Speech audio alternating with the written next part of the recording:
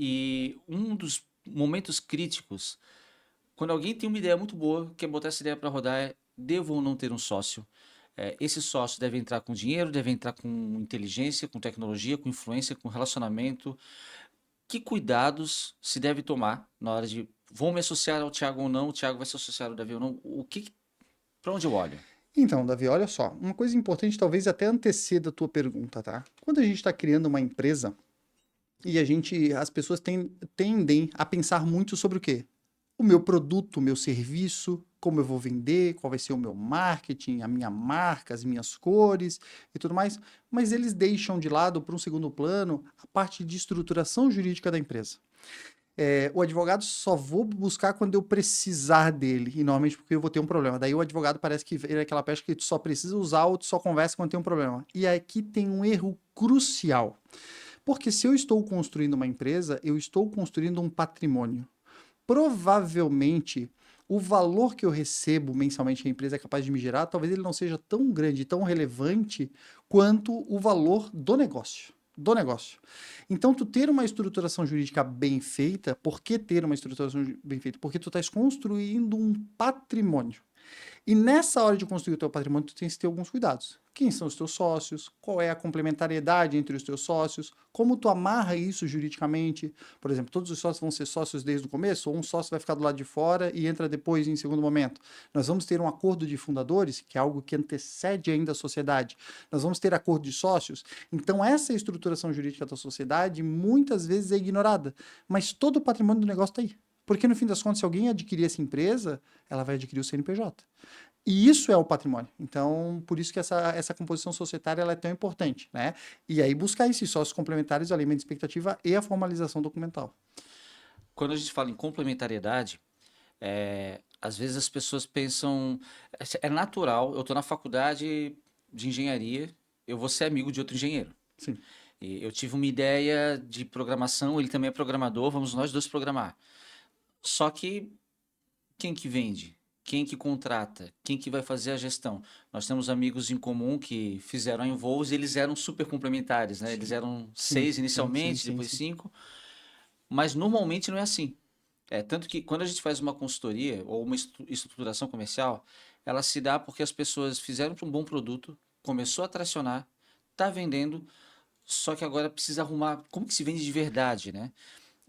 Como que tu enxerga essa questão da complementariedade? O que que deve ter numa sociedade É, ideal? isso é muito engraçado, né? Porque as pessoas se unem porque elas se identificam, e talvez elas deveriam se unir porque elas não se Exato, identificam, né? né? É claro que a gente tem que ter uma identificação de princípios, a gente tem que ter uma identificação de comportamentos e etc., para a gente estar alinhado, mas do ponto de vista de técnica, se a gente puder ter complementariedade, é melhor. E isso aumenta, sim, o valor da empresa, a possibilidade de ela ganhar investimento.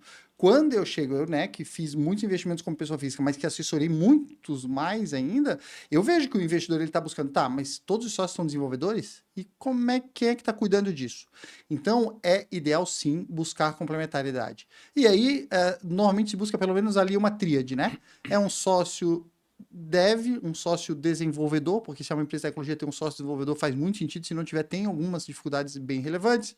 Um sócio, um cara mais comercial, vendas, que daí no fim das contas a gente precisa vender, e aquele sócio que é o operacional, o estrategista, ou às vezes aqui tem circula, né? Mas normalmente essa tríade é muito bem vista, esse número de 10 pessoas é muito bem vista. Eu, por exemplo, na tese que eu tenho com alguns amigos que tu conhece, nós não investimos em empresas que só tem um sócio. É uma tese. A Sim. gente não é que isso é um problema e não pode acontecer. Eu posso citar grandes empresas de um homem só, mas a gente normalmente busca empresas com complementariedade de sócios.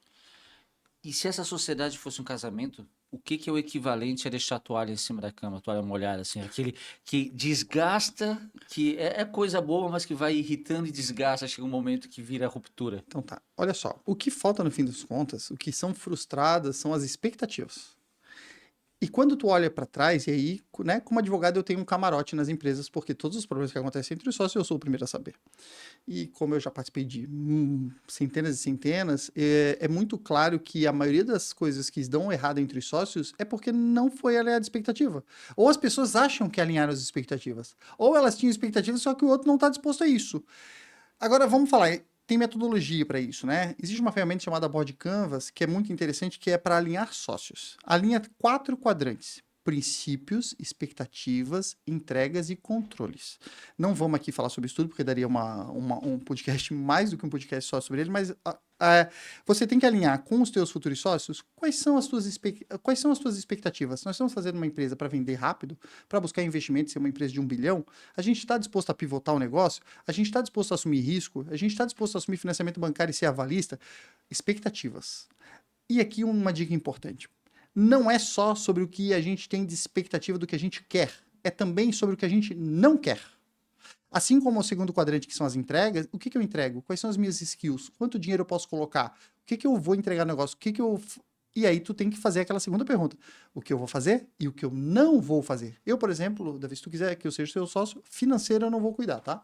Alinhar a expectativa. A maioria das pessoas, quando senta numa mesa de bar para abrir um novo negócio, elas conversam o tempo todo sobre o que elas vão fazer, como elas vão contribuir, o que cada um vai trazer, mas elas não falam talvez aquilo que hoje eu vejo o quanto é importante. É o que elas não vão fazer, o que elas não querem, o que elas não admitem na empresa. E aí, como as pessoas não fazem acordo de sócio, nem tem mentoria, às vezes, de um advogado ou de um mentor qualificado para conduzir essa conversa, falar sobre esses elefantes, né, na sala, as pessoas acabam não falando sobre isso tudo. Mas é muito, muito importante, porque as frustrações vêm das expectativas, mas eles nunca falaram sobre isso. Isso é muito claro. Com medo, né? Eles nunca falaram, porque não vou falar sobre isso se Vai tiver ficar dinheiro. chateado. Eu não vou falar que eu não tenho dinheiro para colocar se precisar. Pô, ele é rico, mas eu não vou falar que eu não tenho. Vamos falar sobre isso. Olha só, você é rico, eu sou pobre. Se entrar dinheiro teu na empresa, a gente vai anotar isso na empresa como um empréstimo. E no final, assim que a empresa ganhar dinheiro, tu vai receber isso. Ponto. Tá alinhado a expectativa. Olha, nós vamos trabalhar juntos. Tu não tem salário porque tu é rico, e eu vou ter salário de 10 mil reais por mês. E aí o meu vai ficar como se fosse um adiantamento. Lá no final, quando a empresa tiver bastante valuation ou tiver ganhando dinheiro, tu vai receber só a tua parte atrasada. É só alinhar as expectativas. Isso não é um problema. E isso não deve ser uma barreira. Eu conheço vários empreendedores que empreendem com salários diferentes. É como a gente vai anotar isso. Então, essas coisas têm que ter as expectativas alinhadas.